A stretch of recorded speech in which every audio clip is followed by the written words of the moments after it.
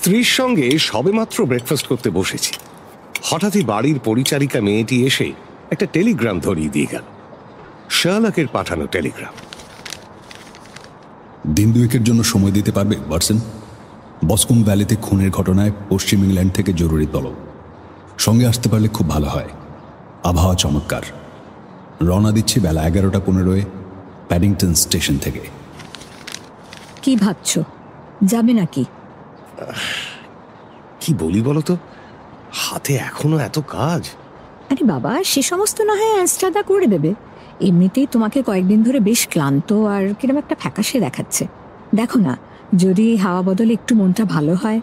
আর তাছাড়া কেসটা কিন্তু স্বয়ং শার্লক হোমসের কেস। তার বলতে ওর একটা কেসের সুবাদেই কিন্তু আমি বেশ বড় রকম পুরস্কার পেয়েছি। হ্যাঁ, কি বলো? তবে হ্যাঁ, যেতে হলে কিন্তু আমাকে এক্ষুনি ব্যাগ গুছোতে হবে, হাতে একদম সময় নেই।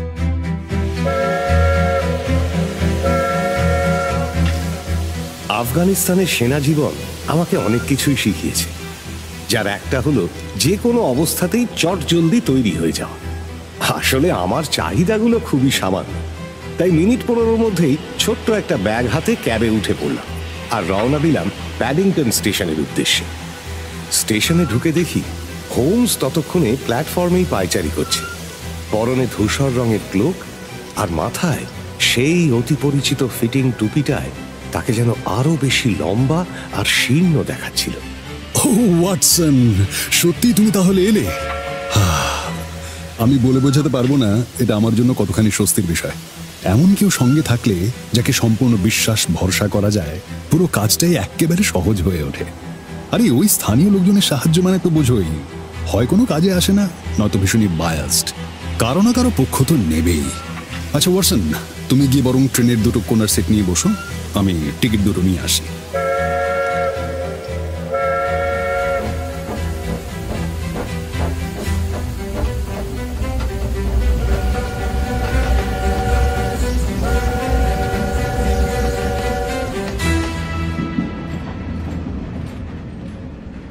আমাদের ট্রেনের কামরায় আর অন্য কোনো যাত্রী না থাকলেও কামরা জুড়ে ছড়িয়েছিল হোমসের সঙ্গে করে নিয়ে আসা এক গাদা কাগজের বান্ডিল। কিছুক্ষণের মধ্যেই হোমস সেগুলোর মধ্যে ডুবে গেল। কখনো পড়ছে, কখনো বা তার ডায়েরিতে কিছু নোট করে নিচ্ছে, আবার কখনো বা গভীর কোনো চিন্তায় মগ্ন হয়ে যাচ্ছে। এইভাবে রেডিং স্টেশন পেরিয়ে যাওয়ার পরপরই হঠাৎ সব কাগজপত্র গুটিয়ে নিয়ে বিশাল একটা বল বানিয়ে ওপরের র্যাকে ছুঁড়ে দিল শালা। তারপর হাত পা একটু টান টান করে আমার দিকে তাকালো। কেসটা সম্পর্কে কিছু শুনেছ? না, একদমই না। আসলে গত কয়েকদিন তো খবরের কাগজই পড়া হয়নি। লন্ডনের কাগজগুলোতেও খুব বেশি কিছু তথ্য দেয়নি। সাম্প্রতিক সবকটা কাগজে ঘেঁটে দেখলাম, বুঝলে, যা দেখলাম, যা বুঝলাম, তাতে মনে হচ্ছে এটা সেই ধরনের সহজ কেসগুলোর একটা, যেগুলো আসলে কিন্তু সহজ নয়। এবার কি, তোমার কথাটা তো পরস্পর বিরোধী শোনাচ্ছে। তা হলেও এটাই কিন্তু সত্যি ওয়াটসন। যেটা অসাধারণ বা অদ্ভুত বলে মনে হবে, সেটাই দেখবে সূত্র হয়ে দাঁড়িয়েছে। অপরাধ যত সাধারণ ও নিরস হবে, সমাধান করাটাও ততটাই কঠিন। কিন্তু তবে এই কেসে দেখো, খুন হওয়া লোকটির ছেলের বিরুদ্ধে কিন্তু বেশ গুরুতর অভিযোগ উঠেছে। তাহলে বলছো এটা খুন? ঠিক নিশ্চিতভাবে বলা যাচ্ছে না, যদিও পুলিশ তো সেরকম ধরেই নিয়েছে। আর তুমি তো জানোই যে নিজের চোখে না দেখে না শুনে আমি কিছুই নিশ্চিতভাবে বলবো না। আপাতত যতটুকু বুঝেছি সংক্ষেপে তোমাকে ব্যাখ্যা করছি, শোনো। এই বসকম ভ্যালি হলো একটা কান্ট্রি ডিস্ট্রিক্ট। জায়গাটা হ্যারোফোর্ডশায়ারের রস শহর থেকে খুব বেশি দূরে নয়। ওই অঞ্চলের সবচেয়ে বড় জমির মালিক হলেন জন টার্নার। এই ভদ্রলোক অস্ট্রেলিয়ায় প্রচুর অর্থ উপার্জন করে কয়েক বছর আগে ইংল্যান্ডে ফিরে এসেছেন। হ্যাভারলি ফার্ম হাউসও তাঁরই মালিকানাধীন সম্পত্তি, যেটা লিজ নিয়েছিলেন চার্লস ম্যাকার্থি, অর্থাৎ নিহত ব্যক্তি। এই ম্যাকার্থিও কিন্তু আবার অনেক বছর আগে অস্ট্রেলিয়ায় বেশ কিছুদিন থেকে এসেছেন। অস্ট্রেলিয়ায় কলোনিতে থাকাকালীন এরা পরস্পরকে চিনতেন, ফলে ইংল্যান্ডে ফিরে এসে পাশাপাশি বসবাস করবেন, এর মধ্যে অস্বাভাবিক কিছু ছিল না। টার্নারের অঢেল সম্পত্তি, তাই ম্যাকার্থিকে তিনি ফার্ম হাউসটা ভাড়া দিয়েছিলেন। অর্থনৈতিক ব্যবধান থাকলেও এই দুইজনের সম্পর্কে কিন্তু তেমন বৈষম্য দেখা যায়নি, অন্তত সেরকমটাই মনে হতো, কারণ তারা প্রায় একসঙ্গে সময় কাটাতেন। ম্যাকার্থি এবং টার্নার উভয়ই বিপত্নিক। ম্যাকার্থির একমাত্র ছেলে জেমস, বয়স 18, আর টার্নারের একমাত্র কন্যা অ্যালিস, জেমসের সমবয়সী। আশপাশের ইংরেজ পরিবারগুলোর সঙ্গে এই দুই পরিবারেরই খুব একটা মেলামেশা ছিল না, বরং তারা বেশ নিভৃত জীবনযাপন করতেন। তবে ম্যাকার্থি এবং জেমস দুজনেই খেলাধুলার ভক্ত ছিলেন, কারণ তাদের প্রায়ই রেসের মাঠে দেখা যেত। ম্যাকার্থির বাড়িতে দুজন পরিচারক ছিল, একজন পুরুষ ও একজন মহিলা। টার্নারের ব্যাপারটা অবশ্য আলাদা, তার পয়সার অভাব নেই, ফলে তার বাড়ির চাকর বাকরের সংখ্যা কমপক্ষে 8 ডজন তো হবেই। এই দুই পরিবার সম্পর্কে আপাতত এতটুকু জানতে পেরেছি। এবার আসি আসল ঘটনায়।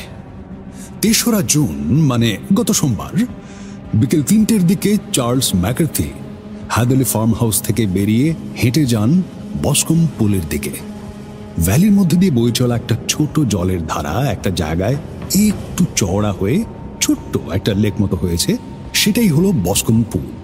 তো এর আগে, অর্থাৎ সেদিন সকালে চার্লস ম্যাকার্থি তার পরিচারককে সঙ্গে নিয়ে রস শহরে গিয়েছিলেন। ফেরার সময় তিনি পরিচারককে বলেন যে বিকেল 3টে নাগাদ তার কারো সঙ্গে দেখা করার আছে, আর তাই তাকে তাড়াতাড়ি ফিরতে হবে।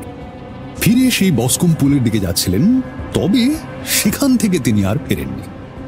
যাই হোক, হ্যাদলি ফার্ম থেকে বসকম পুলের দূরত্ব খুব বেশি হলে 1.25 মাইল মতো হবে।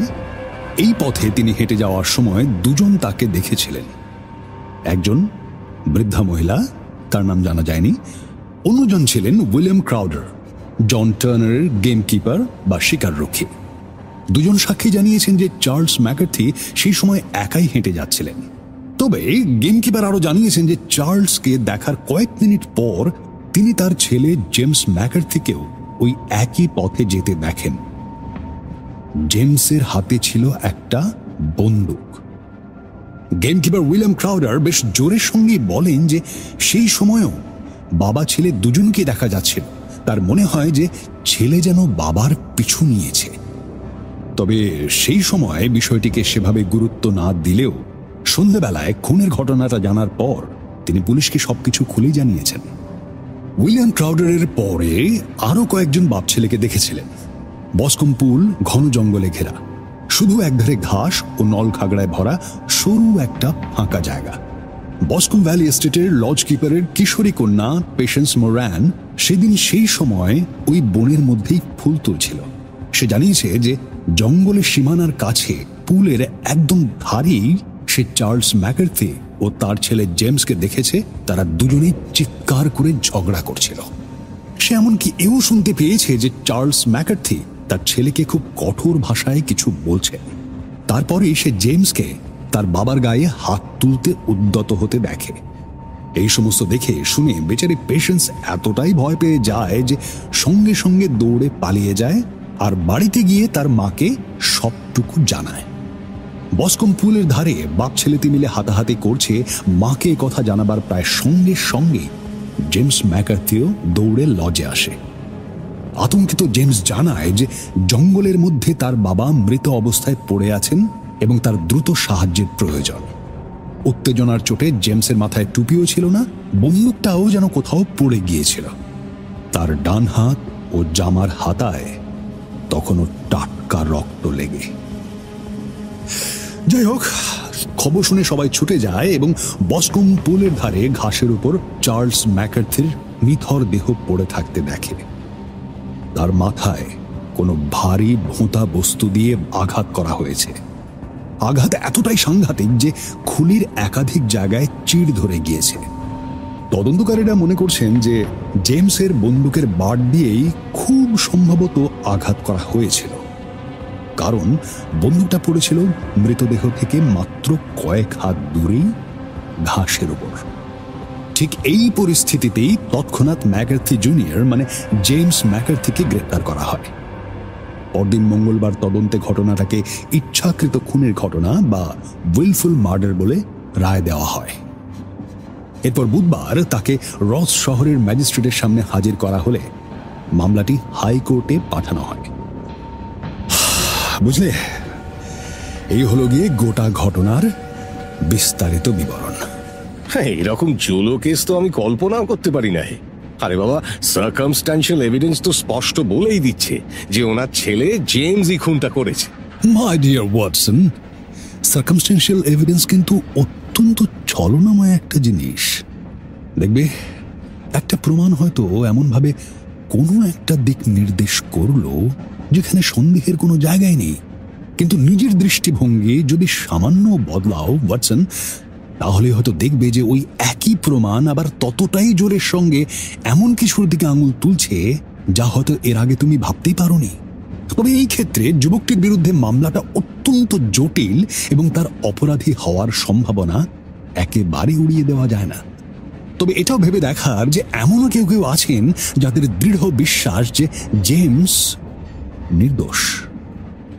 বিশেষ করে মিস টার্নার, তার অনুরোধেই তো লেস্ট্রেডকে নিয়োগ করা হয়েছে। আরে, লেস্ট্রেডকে তোমার মনে আছে তো? ওই যে আ স্টাডি ইন স্কারলেটের সেই তদন্তকারী। লেস্ট্রেড এই মামলাটা নিয়ে যথেষ্ট বিভ্রান্ত, তাই সে আমাকে বিষয়টা খতিয়ে দেখতে অনুরোধ করেছে। আর ঠিক সেই কারণেই এখন আমরা দুই আধবুড়ো ঘরে বসে নিশ্চিন্তে ব্রেকফাস্ট করে ঢেকুর তুলতে তুলতে সকাল শুরু করার বদলে ঘন্টায় 50 মাইল বেগে ছুটে চলেছি বসকম ভ্যালির উদ্দেশ্যে। একেই বলে ভাগ্যের পরিহাস। কি বলো ওয়াটসন?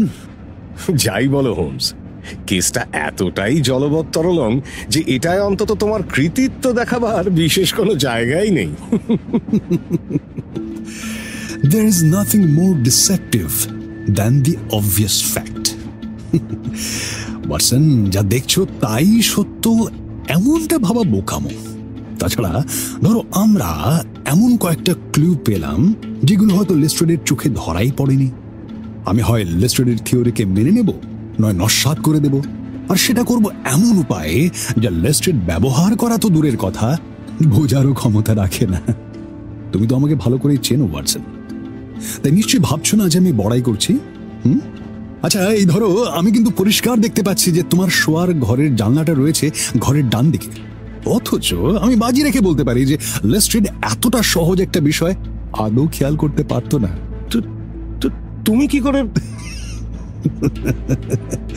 বন্ধু, তোমাকে আমি চিনি, খুব ভালো করে চিনি। তোমার মধ্যে যে সেনাসুলভ একটা বেশ পরিপাটি ভাব আছে, সেটা কারো চোখে ফাঁকি দেওয়ার নয়। তুমি প্রতিদিন সকালে দাড়ি কামাও, আর সেটা তুমি করো রোদে বসে, এটা আমার অজানা নয়। কিন্তু লক্ষ্য করলে দেখা যাবে যে তোমার মুখের বাঁ দিকে যত পিছনের দিকে যাওয়া যায়, সেখানে কিন্তু দাড়িটা খুব ভালোভাবে কামানো নেই। আর চোয়ালের কোণের কাজটা তো একেবারেই অসমান। আর এটা থেকে তো পরিষ্কার যে তোমার গালের বাঁ দিকটায় ডান দিকের মতো আলো ছিল না। তুমি যেরকম খুঁতখুঁতে আর গোছানো মানুষ, গালের দুই দিকে যদি সমান আলো পড়তো, তাহলে নিশ্চয়ই এরকম অসমান শেভ করতে না, তাই না? দেখো, আমি এটা শুধু সামান্য একটা উদাহরণ হিসেবে বললাম, পর্যবেক্ষণ আর বিশ্লেষণের একটা সাধারণ উদাহরণ। এটাই তো আমার আসল কাজ। আমাদের এখনকার তদন্তে এই দক্ষতা হয়তো কিছু কাজে লাগলেও লাগতে পারে। দেখো, ইনভেস্টিগেশনে এমন এক দুটি ছোটখাটো বিষয় উঠে এসেছে যেগুলো নিয়ে একটু ভাবা দরকার। এই যেমন শোনা যাচ্ছে যে জুনিয়র ম্যাকেট থেকে সঙ্গে সঙ্গে গ্রেপ্তার করা হয়নি। হ্যালেলি ফার্মে ফেরার পর পুলিশ তাকে ধরে। ইন্সপেক্টর যখন তাকে গ্রেপ্তার করছে, সেই মুহূর্তে জেমস বলে যে এটাই আমার প্রাপ্য। আর ঠিক এই কথাটাই স্বাভাবিকভাবেই জুরিদের মনে যে যত সামান্য সন্দেহ ছিল, সেটুকু একেবারে মুছে দেয়। এই যে একেবারে স্বীকারোক্তি। না ওয়াটসন, না, তা কিন্তু নয়। কারণ তার পরপরই জেমস দাবি করেছে যে সে নির্দোষ। কিন্তু এতগুলো সন্দেহজনক ঘটনার পর এমন কথা বলাটাই তো খুব রহস্যজনক, তাই না? বরং উল্টোটা। আমি তো বলবো এই ঘটনাটা এখনো পর্যন্ত মেঘলা আকাশে সবচেয়ে উজ্জ্বল আশার আলো।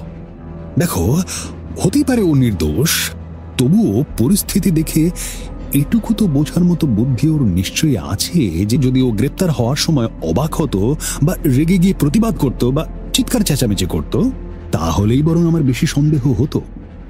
কারণ এমন প্রতিক্রিয়া অন্তত সেই মুহূর্তে খুব একটা অস্বাভাবিক নয়, বরং একজন চালাক হিসেবে মানুষ সেই অভিনয়টাই করবে যাতে তাকে নির্দোষ বলে মনে হয়।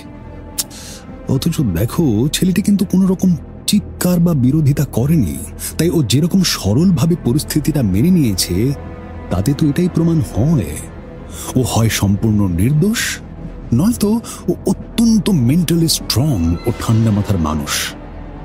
আর ওই যে জেমস বলেছিল না, এটাই আমার প্রাপ্য, সেটা শুনলে ছেলেটিকে দোষী বলে মনে হতেই পারে। বাট ওয়াটসন, একটু ভেবে দেখো তো, জেমস ম্যাকার্থি কিন্তু তখন নিজের বাবার মৃতদেহের পাশেই দাঁড়িয়ে, তাও আবার এমন একটা দিনে যেদিন সে বাবার সঙ্গে ঝগড়া করেছে। এমনকি পেশেন্সের জবানবন্দি অনুযায়ী জেমস বাবাকে মারার জন্য হাত পর্যন্ত তুলেছিল। এইরকম একটা পরিস্থিতিতে নিজের ব্যবহারের জন্য অনুশোচনা আর অপরাধ বোধ থেকে এমন কথা বলাটাই তো স্বাভাবিক, তাই না? সত্যি বলতে কি, আমার কাছে ওর কথাগুলো অপরাধীর মতো নয়, বরং একজন সুস্থ সৎ মানুষের মতোই মনে হচ্ছে। আচ্ছা হোমস, দেখো অনেক মানুষকেই তো এর চেয়েও কম প্রমাণে ফাঁসি দেওয়া হয়েছে। অবশ্যই, আবার অনেক নির্দোষ মানুষও কিন্তু কিছু না কিছু ভুলের বশে ফাঁসি কাঠেও ঝুলেছে, তাই না? আচ্ছা, ছেলেটা নিজে ঠিক আর কি বলছে? দুঃখের কথা, ছেলেটির বক্তব্য খুব একটা আশা জাগায় না, তবু দু একটা ব্যাপার একটু খটকা লাগছে। এই যে এখানে এই কাগজগুলো দেখলেই বুঝতে পারবে, তুমি নিজেই পড়ে নাও। শার্লক তার কাগজপত্রের গোছা থেকে হেয়ারফোর্ডশায়ারের একটি স্থানীয় পত্রিকা বের করল। তার একটা পাতার কোণাটা একটু মুড়িয়ে হতভাগ্য ছেলেটির সেদিনকার ঘটনা সম্পর্কে দেওয়া জবানবন্দির জায়গাটা আমায় দেখিয়ে দিল। আমি গাড়ির এক কোণায় গা এলিয়ে বসে মন দিয়ে লেখাটা পড়তে শুরু করলাম। মৃত চার্লস ম্যাকার্থির একমাত্র পুত্র জেমসের জবানবন্দি। আমি গত 3 দিন ব্রিস্টলে ছিলাম। বাড়ি ফিরি সোমবার সকাল 3 তারিখে। আমি যখন বাড়ি ফিরে আসি তখন বাবা বাড়িতে ছিলেন না। তো আমাদের কাজের মেয়েটি আমাকে জানায় যে বাবা ঘোড়ার গাড়িতে করে শহীদ জন কবের সঙ্গে রস শহরে গিয়েছেন। কিছুক্ষণের মধ্যেই আমি বাবা গাড়ি থেকে নেমে দ্রুত পায়ে বেরিয়ে যাচ্ছেন, কিন্তু উনি কোন দিকে গেলেন সেটা আমি বুঝতে পারিনি। এরপর আমি আমার বন্দুকটা নিয়ে হাঁটতে বেরোই। উদ্দেশ্য ছিল বস্কন পুলের দিকে যাওয়া। পুলের ওপারে একটা খরগোশের গর্ত আছে, ওটা দেখতেই যাচ্ছিলাম। পথে আমার সঙ্গে দেখা হয় গেমকিপার উইলিয়াম ক্রাউডারের, যেমনটা সে তার জবানবন্দিতে বলেছে আর কি। তবে তার একটা ভুল হয়েছিল, আমি বাবার পিছু নিইনি। তখন আমি পুল থেকে প্রায় 100 গজ দূরে ছিলাম। হঠাৎই কুই বলে একটা ডাক শুনতে পেলাম। এটা আমার আর বাবার মধ্যে একটা সাধারণ সংকেত ছিল। আমি তখন দৌড়ে এগিয়ে গিয়ে দেখি উনি পুলের ধারে দাঁড়িয়ে আছেন। সেখানে আমাকে দেখে বাবা একরকম চমকেই ওঠেন। আমাদের মধ্যে কথা কাটাকাটি শুরু হয়। ব্যাপারটা তর্কাতর্কি থেকে হাতাহাতির দিকেও এগিয়ে যাচ্ছিল আর কি, কারণ বাবা অত্যন্ত বদরাগী স্বভাবের মানুষ ছিলেন। আমার সঙ্গে কথা শেষ হয়নি, কিন্তু আমার শেষ হয়ে গেছে বাবা। আমি বুঝতে পারি যে উনি নিজের ওপর পুরোপুরি নিয়ন্ত্রণ হারাতে বসেছেন, তাই আমি ওখান থেকে চলে যাই এবং হ্যাদলি ফার্মের দিকে ফেরার পথ ধরি। তবে আমি বড়জোর 150 গজ মতো এগিয়েছি, এমন সময় পেছন থেকে একটা বিভৎস আর্তনাদ আমি শুনতে পাই, আর শুনে আমি আবার দৌড়ে ফিরে যাই সেই দিকে। বাবা! গিয়ে দেখি বাবা মাটিতে পড়ে আছেন, মাথায় গুরুতর আঘাত লেগেছে। আমি সঙ্গে সঙ্গে বন্দুকটা ফেলে তাকে কোলে তুলে নিই, কিন্তু তিনি প্রায় সঙ্গে সঙ্গে মারা যান। আমি কিছুক্ষণ সেখানেই হাঁটু গেড়ে বসেছিলাম। তারপর সম্বিত ফিরতেই সাহায্যের জন্য ছুটে গেলাম মিস্টার টার্নারের লজ কিপারের বাড়ির দিকে। হেল্প, হেল্প, প্লিজ, বাবা কিছু হয়েছে। ওনার বাড়িটাই সেখান থেকে সবচেয়ে কাছে ছিল, তাই আমি যখন ফিরে এলাম তখন বাবার আশেপাশে আর কাউকে দেখতে পাইনি। উনি কিভাবে আঘাত পেলেন তা আমি সত্যি জানি না। বাবা খুব একটা মিশুকে মানুষ ছিলেন না। তার অদ্ভুত এই বদরাগী স্বভাবের জন্যই সকলেই তার থেকে একটা দূরত্ব বজায় রেখে চলত। তবে তার কোনো প্রকাশ্য শত্রু ছিল বলে আমার কিন্তু জানা নেই। এ বিষয়ে আমার সত্যি এর বেশি কিছু জানা নেই। এ তো গেল জেমসের জবানবন্দি। দাঁড়াও, এরপর করোনার আর জেমস ম্যাকার্থির কনভারসেশনটাও পড়ে নি। Order order order. মারা যাওয়ার আগে আপনার বাবা কি আপনাকে কিছু বলে গিয়েছিলেন? ঠিক ঠিক মনে করতে পারছি না। কিছু একটা ঠিক মনে করতে পারছি না। হ্যাঁ, কিছু একটা বলেছিলেন, কিন্তু খুব অস্পষ্ট। হ্যাঁ, মনে করুন, মনে করুন, মনে করার চেষ্টা করুন। হ্যাঁ, মনে পড়েছে। র্যাট র্যাট জাতীয় কিছু একটা। র্যাট মানে ইঁদুর? এ আবার কি মশকরা? ভালো করে মনে করুন জেমস, ঠিক কি কথা বলেছিলেন আপনার বাবা? আমি সত্যি বলছি, কথাগুলো আমি স্পষ্ট বুঝতে পারিনি, কিন্তু কিন্তু এইটুকু মনে পড়ছে যে বাবা ওই সময় র্যাট শব্দটা উচ্চারণ করেছিলেন। I see. কিন্তু এর মানে কি হতে পারে? আপনি কিছু বুঝতে পেরেছিলেন যে ঠিক কি বলতে চাইছিলেন আপনার বাবা? না, আমি এর কোনো মানেই বুঝতে পারিনি। সত্যি বলতে কি, আমার মনে হয় ওনার হ্যালুসিনেশন হচ্ছে। আচ্ছা, এবারে বলুন তো, সেদিন আপনার বাবার সঙ্গে আপনার ঠিক কি নিয়ে কথা কাটাকাটি হয়েছিল? সরি, এই বিষয়ে আমি কিছু বলতে চাই না। কিন্তু তা তো বললে চলবে না জেমস ম্যাকার্থি। আচ্ছা, আমি আপনাকে আরেকবার প্রশ্নটা করছি, আপনাদের দুজনের মধ্যে সেদিন ঠিক কি নিয়ে ঝগড়া হয়েছিল বলুন। মাফ করবেন, আমার পক্ষে সত্যি এর উত্তর দেওয়া সম্ভব নয়। শুধু এইটুকু বলতে পারি যে সেই ঝগড়ার সঙ্গে বাবার মৃত্যুর কোনো সম্পর্ক নেই। সেই সিদ্ধান্তটা না হয় মহামান্য আদালতে নেবেন। তবে আপনি যদি এই প্রশ্নের উত্তর না দেন, তাহলে ভবিষ্যতে আপনার বিরুদ্ধে মামলায় সেটা কিন্তু আপনার পক্ষে নাও যেতে পারে। এই কথাটা আপনার জেনে রাখা দরকার। বুঝতে পেরেছি, কিন্তু আমি অপারগ। আপনার এই প্রশ্নের উত্তর আমি কিছুতেই দিতে পারবো না। অগত্যা, আপনার যাতে মর্জি হয়। আচ্ছা, এবারে আসি ওই কুই শব্দটা। আপনি বলেছেন যে আপনি যখন বসকম পুলের দিকে যাচ্ছিলেন তখন আপনার বাবার গলায় কুই ডাক শুনেছিলেন, তাই তো? এই ডাকটা, এটাই তো আপনারা বাবা ছেলে নিজেদের মধ্যে সংকেত হিসেবে ব্যবহার করতেন, তাই না? আগে হ্যাঁ। আপনার বাবা তাহলে আপনাকে দেখেই ডাকটা দিয়েছিলেন? প্রথমে আমিও সেটাই ভেবেছিলাম, কিন্তু আমার মনে হয় না যে বাবা আমায় দেখে ডাক দিয়েছিলেন। কেন? বলুন, কি হলো? বাবা তো জানতেনই না যে আমি সেদিন ফিরে এসেছিলাম। তাহলে তিনি আপনাকে না দেখেও কুই বলে ডাক পারলেন কেন? আমি জানি না।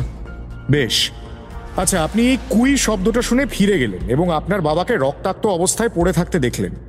আচ্ছা, তখন কি আশেপাশে সন্দেহজনক কিছু দেখতে পেয়েছিলেন? না, নিশ্চিত করে কিছু বলতে পারবো না। তার মানে? দেখুন, সেই সময় আমার মাথা ঠিক ছিল না। ওই খোলা জায়গাটায় গিয়ে বাবাকে ওইভাবে পড়ে থাকতে দেখলাম, তখন শুধুই বাবার কথা মাথায় ঘুরছিল। তবে হ্যাঁ, একটা জিনিস আবছা মনে পড়ছে। আমি বাবার আর্তনাদ শুনে দৌড়ে যাওয়ার সময় আমার বাঁ দিকে ঘাসের ওপর কিছু একটা পড়ে থাকতে দেখেছিলাম। ছাই রঙের কিছু একটা, কোট জাতীয় কিছু হতে পারে, বা একটা চেক প্রিন্টের কাপড় বা ওরকম কিছু। তারপর আমি বাবার মৃতদেহের পাশ থেকে উঠে চারিদিক ভালো করে তাকিয়ে দেখলাম, কিন্তু জিনিসটা সেখানে আর ছিল না। মানে আপনি বলছেন যে বাবার জন্য সাহায্য চাইতে ছুটে যাওয়ার আগেই সেই জিনিসটা গায়েব হয়ে গিয়েছিল? হ্যাঁ, আমি আর জিনিসটাকে দেখিনি। জিনিসটা ঠিক কি ছিল সেটা আপনি নিশ্চিত করে বলতে পারবেন না? না, ওই যে বললাম, কেমন আবছা মনে পড়ছে যে কিছু একটা ছিল। মৃতদেহ থেকে কতটা দূরে পড়েছিল বলে মনে হয়? খুব বেশি না, 12 গজ মতো হবে। আর ঝোপের থেকে? ওই প্রায় একই দূরত্ব। তার মানে কেউ যদি জিনিসটা সরিয়ে ফেলে থাকে, তাহলে সেটা আপনি ঘটনাস্থলে থাকতেই করেছে, তাই তো? হ্যাঁ। কিন্তু আপনি তাকে দেখেননি? না, দেখিনি, দেখতে পাইনি, কারণ আমি তখন বাবার দিকে ফিরেছিলাম। বাবার মাথার কাছে রক্ত, আমার মাথা কাজ করছিল না ঠিক করে। সাক্ষ্য গ্রহণ এখানেই শেষ হলো। শেষ মন্তব্যে করোনার ছেলেটার বেশ কড়া সমালোচনা করেছেন। দেখো, ওনার কথায় কিন্তু যুক্তিও আছে। ওই যে জেমস ম্যাকার্থি বলছে যে তার বাবা তাকে না দেখেই ইশারা করেছিলেন, আবার আবার বাবার সঙ্গে তার কি কথা হয়েছিল, ঝগড়াই বা কেন হয়েছিল, সেটা নিয়েও সে কিছু বলতে চায় না। আচ্ছা, এগুলো কি একটু সন্দেহজনক বলে মনে হচ্ছে না? তার উপরে সিনিয়র ম্যাকার্থির শেষ কথাটাও কিন্তু বেশ অদ্ভুত আর অস্পষ্ট। আর তাই এই সব মিলিয়েই করোনার বলেছেন যে ছেলেটির কথাগুলো সন্দেহজনক আর তার বিপক্ষেই দাঁড়ায়।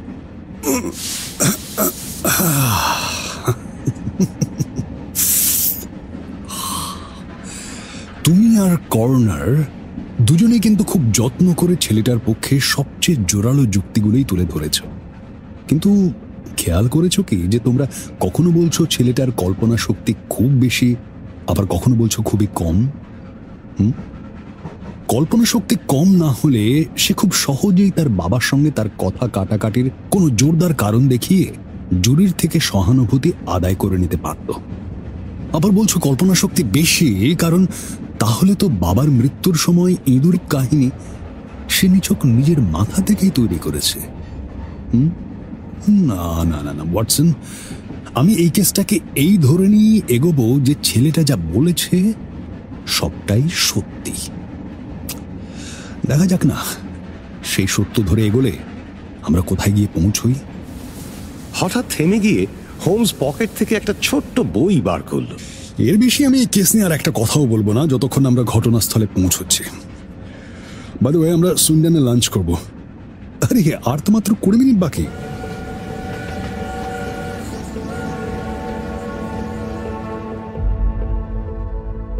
দুপুর গড়িয়ে বিকেল প্রায় 4টে নাগাদ আমরা মনোমুগ্ধকর স্ট্রাউড উপত্যকা আর প্রশস্ত সেভার নদী পেরিয়ে এসে পৌঁছলাম রস নামক একটি মায়াবী ছোট্ট শহরে। স্টেশনে আমাদের জন্য অপেক্ষা করছিল এক হাড় জিরজিরে কুতকুতে চোখের লোক। তার চোখে মুখে ছিল অপরাধীদের ধরার এক পেশাদার ধূর্ততা। হালকা বাদামি রঙের ডাস্টকোট আর চামড়ার লেগিং পরে নিজেকে ওই গ্রামের ভদ্রলোক সাজাতে চাইলেও স্কটল্যান্ড ইয়ার্ডের লেস্ট্রেডকে চিনতে আমার এতটুকুও অসুবিধে হলো না। আমরা একসাথে গাড়িতে করে চলে গেলাম হেয়ারফোর্ড আর্মস হোটেলে। সেখানে আমাদের জন্য আগে থেকেই একটা ঘর ঠিক করা ছিল।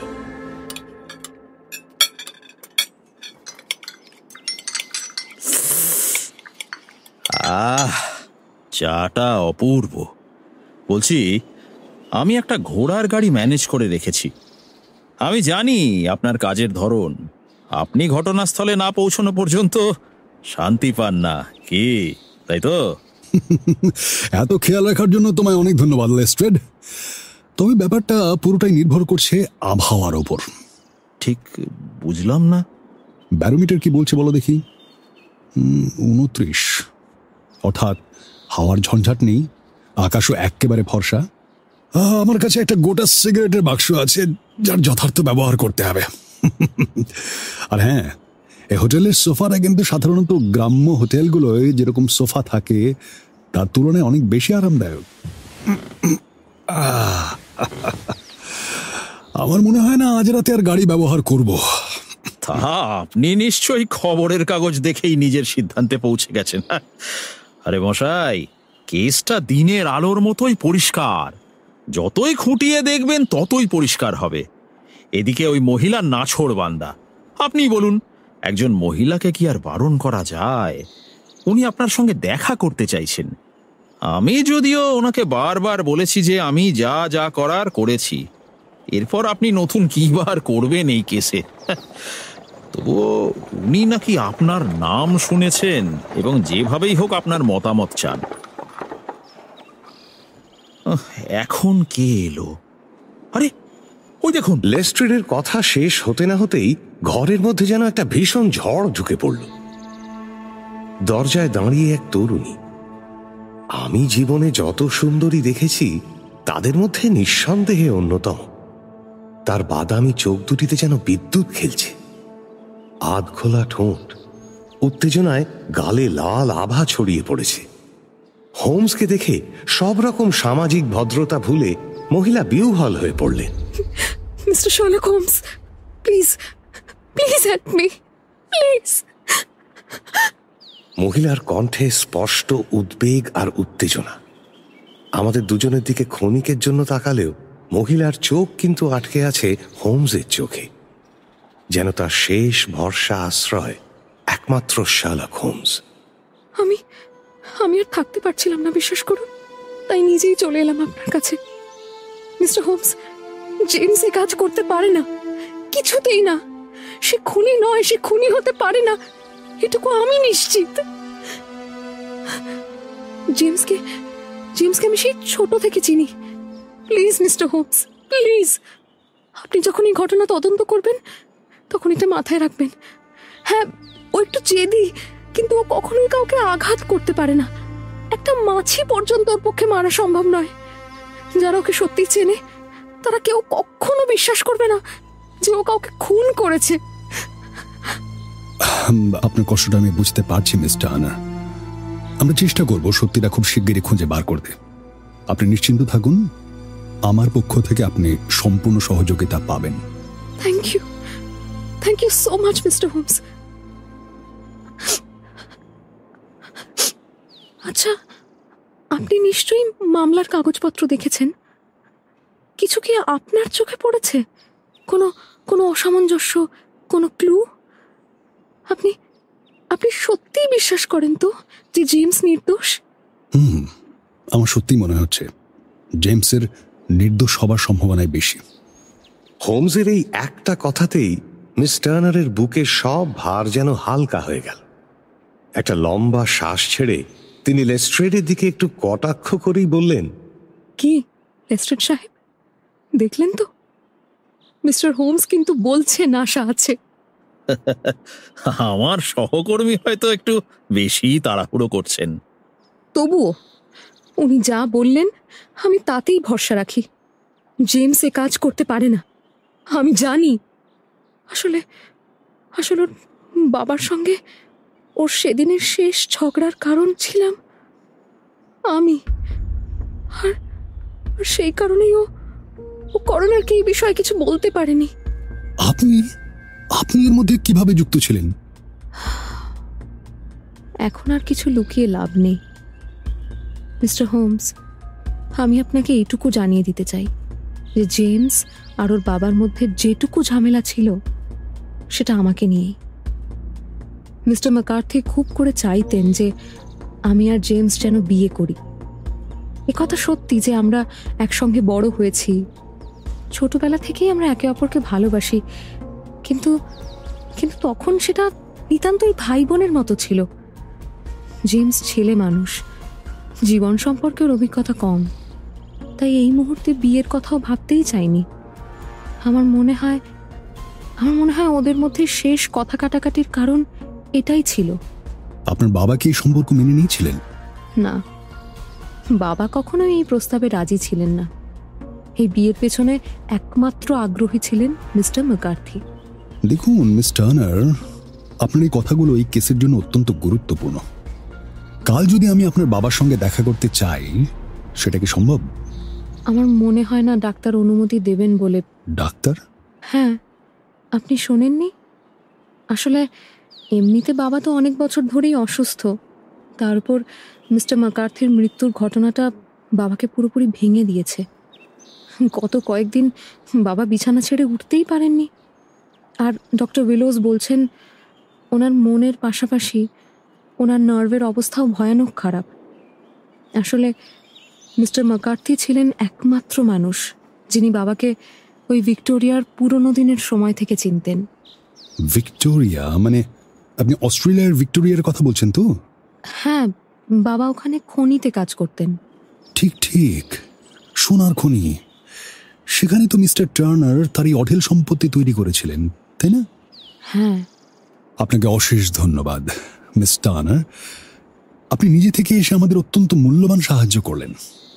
আপনি কাল যদি কিছু খবর পান আমাকে অবশ্যই জানাবেন কিন্তু। আর হ্যাঁ, আপনি নিশ্চয়ই জেমসকে দেখতে যাবেন জেলে। মিস্টার হোমস, যদি সেখানে যান তাহলে ওকে বলবেন যে আমি জানি বেশ, আজ আমি উঠি। বাবা খুব অসুস্থ, আমি পাশে না থাকলে খুব কষ্ট পাবেন। Good bye. ঈশ্বর যেন আপনাকে এই কাজে সহায়তা করেন। Good bye. এর কোনো মানেই হয় না মিস্টার হোমস। আপনি শুধু শুধুই ওনার মনে আশার আলো জ্বালিয়ে দিলেন, অথচ আপনি এখনো জানেনই না যে সেই আশা আদৌ পূরণ করা সম্ভব কিনা। যদিও আমি খুব একটা নরম মনের মানুষ নই, তবুও আমি বলবো মেয়েটির সঙ্গে কিন্তু আপনি একটু বাড়াবাড়ি করলেন।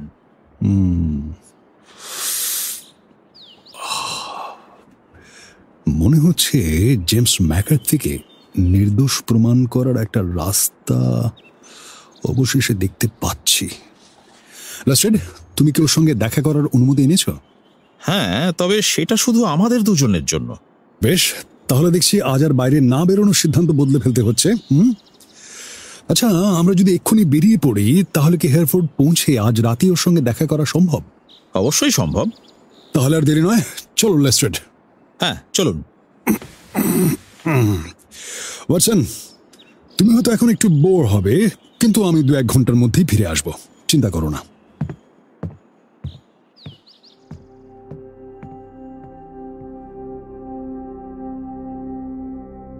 একা একা শহরের এদিকে ওদিকে ঘুরে বেড়ালাম।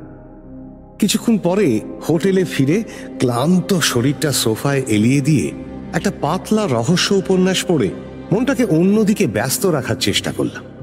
কিন্তু উপন্যাসের প্লটটা এতটাই নিরামিষ আর জলো, আর আমরা যেরকম ভয়ঙ্কর জটিল রহস্যের ভেতর দিয়ে এগোচ্ছি তার তুলনায় এতটাই তুচ্ছ যে কিছুতেই বইয়ের পাতায় মন বসছিল না।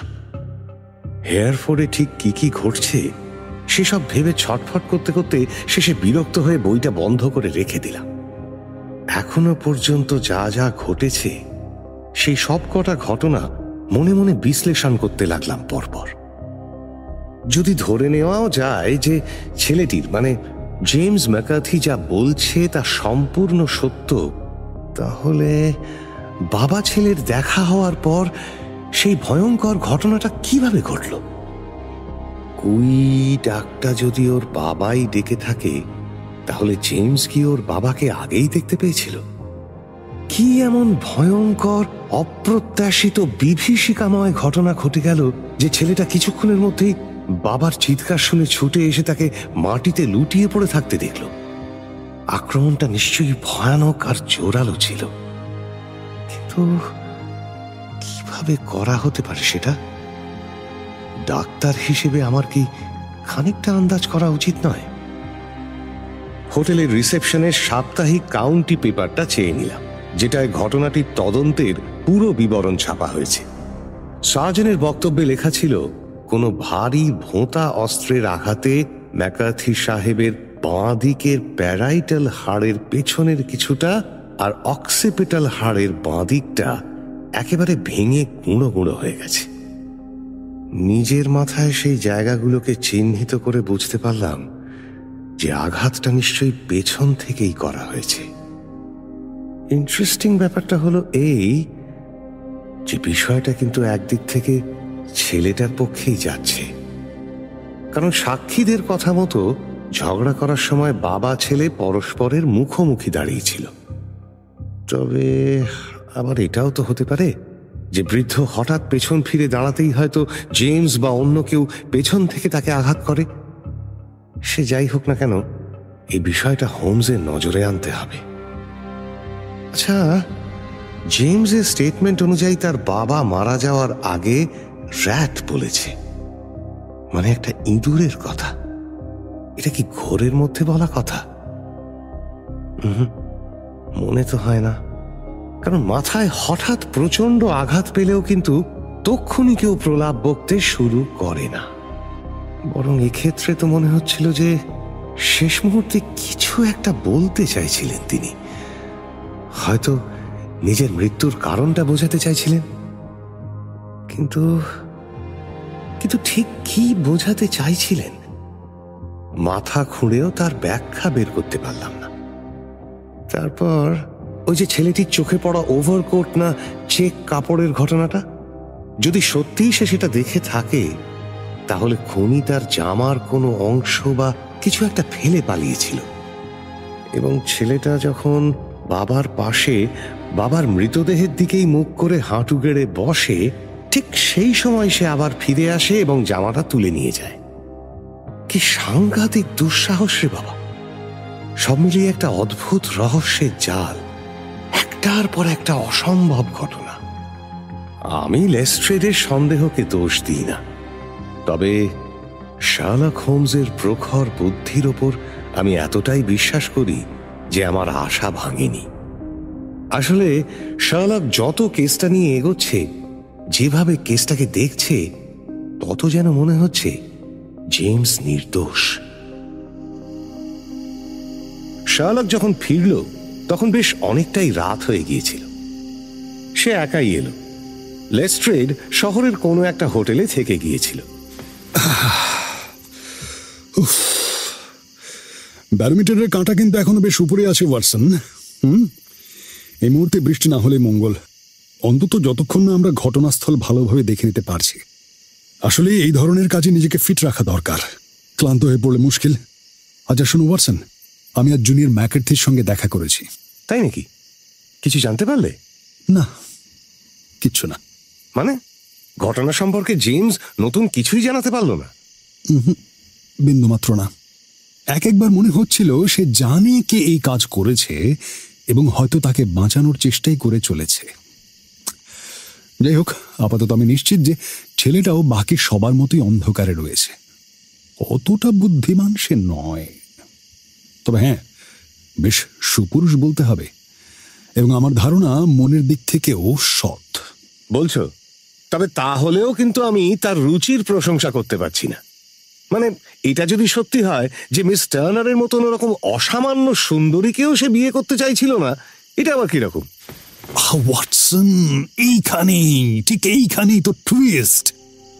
ছেলেটার কাহিনী বড় কষ্টের, শুনলে মনটা খারাপ হয়ে যায়। আসলে ও মিস টার্নারের প্রেমে একেবারে হাবুডুবু খাচ্ছে। প্রেমে যাকে বলে পাগল। কিন্তু বছর 2 আগে তখন সে নিজেও একেবারে বাচ্চা ছেলেই বলা চলে। তার উপরে মিস টার্নার ব্রিস্টলের এক বারমেডের প্রেমে পড়ে সোজা রেজিস্ট্রি অফিসে গিয়ে একেবারে বিয়ে করে বসলো। ভাবতে পারো, এই ঘটনা কেউ জানতো না, কেউ না। আর সেই কম বয়সের একটা বিশ্রী ভুল এখন তাকে কি কষ্টটাই না দিচ্ছে। সে নিজে মন প্রাণ দিয়ে চাইছে মিস টার্নারকে বিয়ে করতে, কিন্তু জানে সেটা সম্ভব নয়। এদিকে ওর বাবা মিস্টার ম্যাকার্থি বারবার ছেলেটাকে চাপ দিয়ে যাচ্ছিলেন মিস টার্নারকে প্রপোজ করার জন্য। শেষবার যখন বাবা ছেলের দেখা হয়, তখন বাবা এতটাই তাগাদা দিচ্ছিলেন যে ছেলেটা একেবারে অসহায়ভাবে 2 হাত তুলে দিয়েছিল। বেচারা এটাই বলার চেষ্টা করছিল যে আমি আর পারছি না, কিছুতেই পারছি না। অবশ্য জুনিয়র ম্যাকার্থি নিজের কোনো উপার্জন ছিল না, তাই ওই রকচটা বাবার ভয়ে সে তাকে নিজের গোপন বিয়ের কথাটাও বলতে পারেনি। 3 দিন সে ব্রিস্টলে ছিল ওই বারমেড স্ত্রীর সঙ্গেই। খুব স্বাভাবিকভাবে ওর বাবা সে কথা জানতেন না, অন্য কেউ জানতো না। ওয়াটসন, এই পয়েন্টে কিন্তু মাথায় রেখো, খুবই গুরুত্বপূর্ণ। এদিকে এরপর জেমসের ভাগ্য যেন একেবারে ঘুরে গেল হঠাৎই। সেই বারমেড খবরের কাগজ দেখে জানতে পারে যে তার স্বামী মানে জেমস খুনের অভিযোগে গ্রেপ্তার হয়েছে। হয়তো তার ফাঁসিও হয়ে যেতে পারে। সঙ্গে সঙ্গে সেই বারমেড জেমসকে একটা চিঠি লিখে জানিয়ে দিয়েছে যে তার নাকি জেমসের আগেও একটা বিয়ে আছে, আর তার স্বামী নাকি বারমিউডা ডকইয়ার্ডে কাজ করে। অর্থাৎ জেমস আর বারমেডের বিয়েটাই আদপে অবৈধ। যাই হোক, এই খবরে জেমস সামান্য স্বস্তি পেয়েছে। যত যন্ত্রণায় সে পাক, অন্তত মিস টার্নারকে বিয়ে করার একটা রাস্তা তো খুলে গেল, তাই না? কিন্তু যদি সে নির্দোষী হয়, তাহলে খুনটা করলো কে? আহা, সেইটাই তো। আমি তোমাকে 2টো জিনিস খেয়াল করতে বলবো। প্রথমত, খুন হওয়া ব্যক্তির বসকম পুলের কাছে কারোর সঙ্গে দেখা করার কথা ছিল, এবং সেই মানুষটা তার ছেলে হতে পারে না, কারণ তার ছেলে তখন শহরের বাইরে ছিল, আর সে জানতো না যে ছেলে কবে বা কখন ফিরবে। দ্বিতীয়ত, খুন হওয়া লোকটি এমন সময়ে কুই বলে চিৎকার করেছিল যখন সে জানতই না যে তার ছেলে ফিরে এসেছে। এই দুই বিষয়ের উপরেই কিন্তু গোটা কেসটা দাঁড়িয়ে আছে। তবে এখন আর এই বিষয়ে কোনো কথা নয়, আজ বরং জর্জ মেরেডিথের লেখা নিয়ে একটু আলোচনা করি। কেসের বাকি খুঁটিনাটি কাল দেখা যাবে। অগত্যা আর কথা বাড়ালাম না। পরদিন যখন ঘুম ভাঙল, জানলা দিয়ে বাইরে তাকিয়ে দেখি হোমসের পূর্বাভাস মতো সত্যিই বৃষ্টি হয়নি। সকালটা ছিল ঝকঝকে মেঘহীন। সকাল 9টা নাগাদ লেস্ট্রেড আমাদের নিতে এলো, আর আমরা রওনা দিলাম হ্যাদারলি ফার্ম আর বসকম পুলের দিকে। মিস্টার হোমস, আজ সকালে একটা গুরুতর খবর পেয়েছি। শোনা যাচ্ছে মিস্টার টার্নারের অবস্থা এতটাই খারাপ যে ডাক্তাররা প্রায় একরকম আশা ছেড়েই দিয়েছেন। ওনার তো বেশ ভালোই বয়স, তাই না? হ্যাঁ, তা প্রায় 60 বছর তো হবেই, কিন্তু বিদেশে বেশ কষ্টকর জীবন কাটিয়েছেন তো ওর শরীরটা একরকম ভেঙেই গিয়েছিল। তার উপরে বেশ কিছুদিন ধরেই উনি অসুস্থ। সিনিয়র ম্যাকার্থির মৃত্যুর ঘটনা ওনাকে যেন আরও শেষ করে দিয়েছে। ম্যাকার্থি ওনার পুরনো বন্ধু ছিলেন, আর বলাই বাহুল্য ম্যাকার্থির কম উপকার তো আর উনি করেননি। আমি জানতে পেরেছি উনি ম্যাকার্থিকে হ্যাদারলি ফার্মে বিনা ভাড়ায় থাকতে দিয়েছিলেন। তাই নাকি? ব্যাপারটা বেশ চমকপ্রদ কিন্তু। আরে শুধু কি তাই, আরো নানাভাবেই উনি ম্যাকার্থিকে সাহায্য করেছেন। আশেপাশের লোকজনও জানিয়েছে মিস্টার টার্নার ম্যাকার্থির প্রতি খুবই সদয় ছিলেন। কিন্তু লেস্ট্রেড, ভেবে দেখো তো, একটা জিনিসকে তোমার অস্বাভাবিক লাগছে না?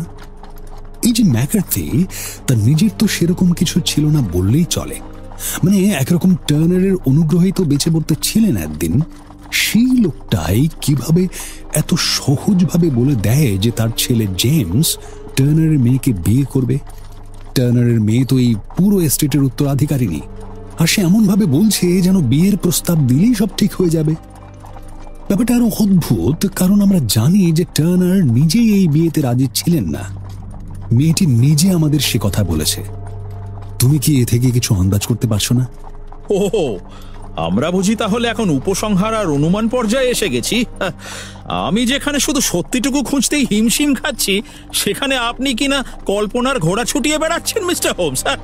ঠিকই বলেছ লেস্ট্রেড, সত্যিটুকু খুঁজে বের করতেই তোমায় সত্যিই বেগ পেতে হয়।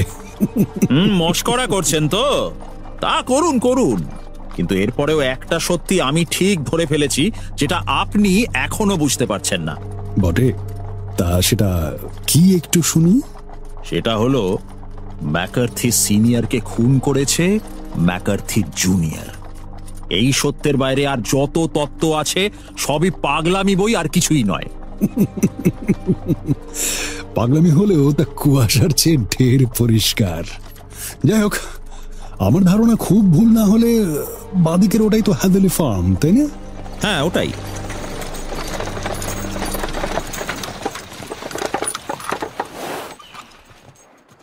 একটা বেশ প্রশস্ত, শান্ত, নিরিবিলি দোতলা বাংলো। স্লেটের ছাদ, ধূসর দেয়ালে হলুদ লিচেনের ছোপ ছোপ দাগ, জানলার পর্দা নামানো, আর চিমনি থেকে ধোঁয়া না ওঠায় পুরো বাড়িটা যেন বিষাদের ভারে চাপা পড়ে আছে। ভয়ঙ্কর ঘটনার ছায়া যেন এখনো লেগে আছে বাড়িটার দেওয়ালে দেওয়ালে। আমরা দরজায় কড়া নাড়লাম। তারপর হোমসের অনুরোধে গৃহপরিচারিকা সেই জুতো জোড়া এনে দিলেন যা সিনিয়র ম্যাকার্থি তার মৃত্যুর সময় পরেছিলেন। সঙ্গে আরও এক জোড়া জুতো জুনিয়র ম্যাকার্থির, তবে এমনি সাধারণ জুতো। সেদিনের ঘটনার সময় তার পরে থাকা জুতো জোড়া নয়। হোমস খুব মন দিয়ে দুজোড়া জুতোই পরীক্ষা নিরীক্ষা করল, একটা দুটো নয়, পুরো 7-8টা দিক থেকে। তারপর বলল, চলো এবার কোর্টইয়ার্ডটা একবার দেখে নেওয়া যাক। আমরা সবাই কোর্টইয়ার্ড পার হয়ে একটা সরু পাথরের পথ ধরে হাঁটতে শুরু করলাম, যেটা শেষমেশ গিয়ে মিলেছে বসকম পুলে। ঘটনাস্থলে পৌঁছেই শার্লক হোমস একেবারে বদলে গেল।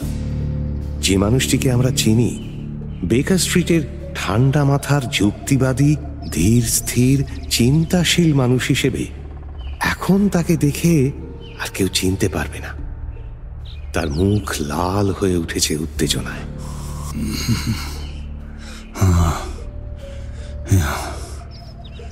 চোখ দুটো কিছু খুঁজে পাওয়ার উত্তেজনায় তীক্ষ্ণভাবে চকচক করছে। ভোরু কুঁচকে কপালে তৈরি হয়েছে দুটো কালো দাগ। এটা কি? হোমস এমন ভাবে নিচু হয়ে পথটা দেখছিল যেন কোনো শিকারী প্রাণী শিকারের গন্ধ নিতে নিতে ধীর পায়ে এগিয়ে যাচ্ছে। ঠোঁট দুটো শক্ত করে চাপা, আর গলায় শিরাগুলো টান টান হয়ে রয়েছে, যেন ভেতরে জমে থাকা উত্তেজনা এক্ষুনি ফেটে পড়বে। এই তো, এই তো, এদিকটা একটু দেখি। আচ্ছা, ওকে। তার চোখে মুখে তখন খাঁটি শিকারের নেশা। আর কে না জানে, শিকারের নেশায় ডুবে থাকা হোমস না কারুর কথা শুনতে পায়, না কারুর কথার কোনো উত্তর দেয়। সে চুপচাপ এগিয়ে চলল সেই পথ ধরে, যা মাঠ পেরিয়ে জঙ্গল ঘুরে চলে গেছে সোজা বসকম পুলের দিকে।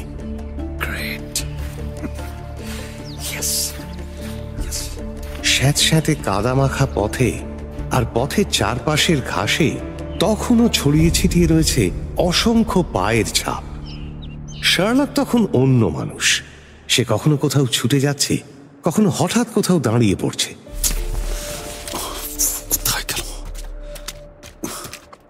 এটা কি করছে? এদিক ওদিক দিয়ে ঘুরে হোমস অবশেষে জলাভূমির মুখে পৌঁছে গেল। আমি আর লেস্ট্রেড তার পেছন পেছনই হাঁটছিলাম। লেস্ট্রেডের চোখে মুখে বিরক্তি আর অবজ্ঞার ছাপ স্পষ্ট। হোমসের এইসব আচরণ তার কাছে নেহাতি খেয়াল খুশি। কিন্তু আমি জানতাম হোমসের প্রতিটা আচরণ, প্রতিটা থামা চলার পেছনে অবশ্যই কারণ আছে। বসকম পুল একটা মাঝারি আকৃতির হ্রদ। হ্রদের চারপাশ ঘেরা ঝোপঝাড় আর সরু সরু নলখাগড়া জাতীয় গাছপালায়। প্রায় 50 গজ জুড়ে বসকম পুল হ্যাদারলি ফার্ম আর ধনকুবের মিস্টার টার্নারের ব্যক্তিগত পার্কের ঠিক মাঝখানটায় অবস্থিত। হ্রদের উল্টো দিকে জঙ্গলের দিক দিয়ে মাথা উঁচিয়ে দাঁড়িয়ে আছে একটা লালচে চূড়া। ওটাই মিস্টার টার্নারের প্রাসাদ। এক ঝলক দেখলেই বোঝা যায় কতটা ধনী আর প্রভাবশালী মানুষ তিনি। হ্যাদারলি ফার্মের দিক থেকে হ্রদের ধারে ঘন জঙ্গল নেমে এসেছে। জঙ্গলের শেষ প্রান্ত থেকে জলাভূমির শুরু। মাঝখানটা ঘাসে ঢাকা, পা রাখার জায়গা খুবই অল্প। তার উপরে পুরো জায়গাটাই কাদামাখা, ভিজে আর নরম মাটিতে ভরা। লেস্ট্রেড আমাদের মৃতদেহটা যেখানে পাওয়া গিয়েছিল সেই জায়গাটা দেখিয়ে দিল। সেখানকার জমি এতটাই ভেজা ছিল যে সেদিনের মানুষের পায়ের ছাপ এখনো স্পষ্ট দেখা যাচ্ছিল। কিন্তু হোমস, তার চোখ মুখ দেখেই বুঝলাম সে এমন আরো অনেক কিছু দেখছে যা আমাদের সাধারণ দৃষ্টিতে ধরা পড়ছে না। ভেজা ঘাস, চাপা পড়া পাতা, মাটির গায়ে টানা টানা দাগ, সবকিছু মন দিয়ে পরীক্ষা করছে শার্লক। শিকারী কুকুরের মতো এদিক ওদিক ছুটে বেড়াচ্ছে। এটা কি করেছে এটা? ইডিয়েটস। হঠাৎ থমকে দাঁড়িয়ে লেস্ট্রেডের দিকে প্রশ্ন ছুড়ে দিল হোমস। তুমি পুলে গিয়েছিলে কেন লেস্ট্রেড? আমি মানে একটা রেক দিয়ে খোঁজাখুঁজি করছিলাম। ভেবেছিলাম হয়তো কোনো অস্ত্র বা প্রমাণ পাওয়া যাবে, কিন্তু আপনি বুঝলেন কি করে? ওহো, এত প্রশ্নের সময় নেই। সারাটা মাঠ জুড়ে তো দেখছি তোমারই পায়ের ছাপ। তোমারই? আমার? হ্যাঁ, তোমার। আরে তোমার বাপের ভেতরের দিকটা যে সামান্য মোচড় দেওয়া, একটা কানা ছুঁচো খুঁজে বের করে ফেলতো এই পথটা। দেখো, ওই যে নলখাগড়ার বনের ভেতর হারিয়ে গেছে ছাপটা।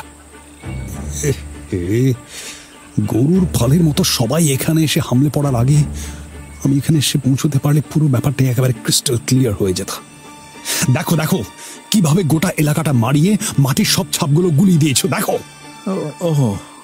লেস্ট্রেডকে দৃশ্যত লজ্জিত দেখাচ্ছে। একটু থেমে হোমস নিচু হয়ে মাটির দিকে ইঙ্গিত করে বলল, এই যে এখানে লজের কেয়ারটেকার আর তার দলবলে সে মৃতদেহের আশপাশের 6 থেকে 8 ফুট জায়গা পুরো এলোমেলো করে দিয়েছে। কিন্তু দেখো তো, এখানে 3 রকমের পায়ের ছাপ, সবই আবার একটাই মানুষের। এবারে হোমস তার লেন্স বার করল, নিজের ওয়াটারপ্রুফ কোটটা মাটিতে বিছিয়ে একরকম শুয়েই পড়ল, আর আপন মনে বলতে শুরু করলো,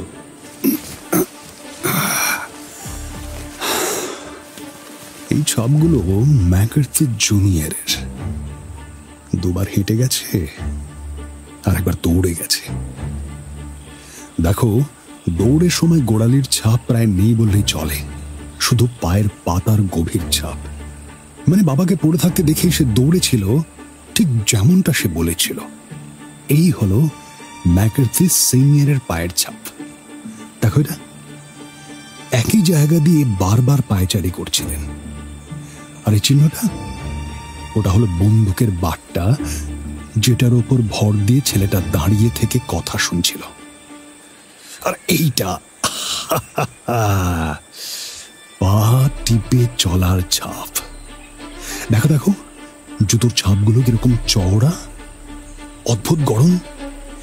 এই লোকটা এসেছে, চলে গেছে, আবার ফিরে এসেছে। নিশ্চয়ই সেই কোটটা সরিয়ে নিয়ে যেতে। হোমস এবার ওই পায়ের ছাপগুলো বরাবর ছুটে চলল। কখনো থেমে যাচ্ছে, কখনো আবার রাস্তা বের করে নিচ্ছে। আমরা সবাই তার পেছন পেছন গেলাম জঙ্গলের ধারে, একটা বিশাল পুরনো বীজ গাছের সামনে। গাছটা যেন গিয়ে আনন্দে চিৎকার করে উঠল, পেয়েছি পেয়েছি। হোমস এবার মাটিতে ঝুঁকে পড়ে শুকনো ঝরা পাতাগুলো উল্টে পাল্টে দেখতে লাগলো। শুকনো ডালপালা সরালো, মাটি ঘেঁটে ধুলোর মতো কিছু একটা তুলল খামে ভরার জন্য।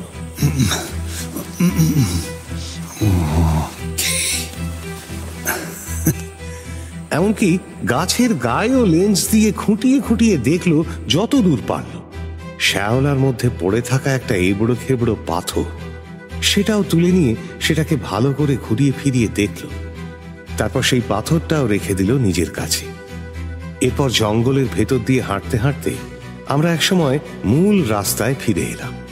পায়ের ছাপগুলো তার আগেই সব হারিয়ে গেছে। কেসটা কিন্তু দারুণ জমে উঠেছে, কি বলো?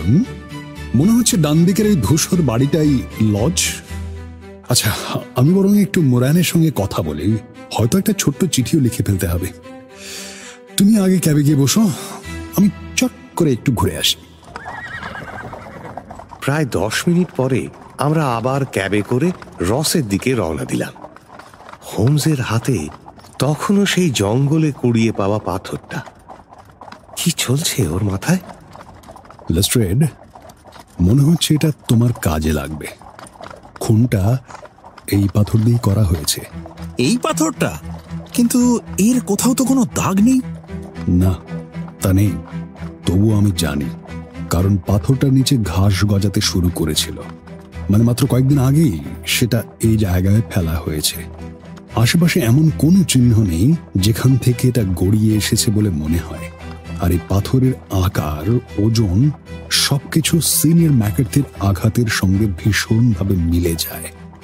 ঘটনাস্থলে আশেপাশে আর কোনো অস্ত্রের চিহ্ন নেই। আর খুনি? খুনিকে? হ্যাঁ, খুনি। এই খুনি হলো গিয়ে একজন লম্বা পুরুষ, বাঁহাতি, ডান পায়ে খুঁড়িয়ে খুঁড়িয়ে হাঁটে, মোটা সোলের শিকারি জুতো পরে, ধূসর রঙের ক্লোক গায়ে জড়িয়ে থাকে, ভারতীয় সিগার খায়, পেন নাইফ রাখে। খুনি সম্পর্কে আমার কাছে আরো বেশ কিছু তথ্য আছে লেস্ট্রেড, কিন্তু আমাদের তাকে খুঁজে বের করার জন্য এটুকুই যথেষ্ট। কিন্তু মাফ করবেন হোমস সাহেব, আমার সন্দেহ কিন্তু এখনো কাটেনি। আপনার থিওরি যতই জমকালো হোক না কেন, আমাদের কিন্তু অত্যন্ত বাস্তববাদী ব্রিটিশ জুরির সামনে গিয়ে দাঁড়াতে হবে। সে সময় বলিবে মহাশয়। তুমি বরং তোমার পদ্ধতিতে কাজ করো, আর আমি আমার মতো। আর হ্যাঁ, আজ বিকেলে আমি একটু ব্যস্ত থাকবো, হয়তো সন্ধ্যের ট্রেনের লন্ডনে ফিরে যাব। আর এই কেসটা তার কোনো কিনারা না করেই চলে যাবেন? কিনারা তো হয়ে গেছে লেস্ট্রেড। কিন্তু রহস্যটার তো এখনো মীমাংসা হলো না। কে বললো মীমাংসা হয়নি? হয়ে গেছে। তাহলে তাহলে অপরাধী কে? কেন? ওই যে এত ঘটা করে যার বর্ণনা দিলাম সেই ভদ্রলোক। হ্যাঁ, বর্ণনা তো দিলেন, কিন্তু তিনি কে সেটা খুঁজে বের করা খুব কঠিন হওয়ার কথা নয়। তাছাড়া এই জায়গায় লোকজনের সংখ্যা তো খুব বেশি নয়। দেখুন মিস্টার হোমস, আমি প্র্যাকটিক্যাল মানুষ, আর সেই জন্যই বলছি, এইভাবে পুরো এলাকা ঘুরে ঘুরে একজন খুঁড়িয়ে চলা বাঁহাতি লোককে খুঁজে বের করা সত্যি আমার পক্ষে সম্ভব নয়। উল্টে এসব করে তো আমি স্কটল্যান্ড ইয়ার্ডের কাছে হাসির খোরাক হয়ে উঠবো। দেখো, আমি তোমাকে সুযোগ দিয়েছি, সে সুযোগ তুমি নিতে না পারলে তার দায় আমার নয়। এই যে নাও, তোমার লজ এসে গেছে। এসো এবারে, আমি লন্ডন ছাড়ার আগে তোমাকে একটা চিঠি পাঠিয়ে দেব, কেমন? লেস্ট্রিডকে তার হোটেলে নামিয়ে দিয়ে আমরা আমাদের হোটেলের পথে রওনা দিলাম।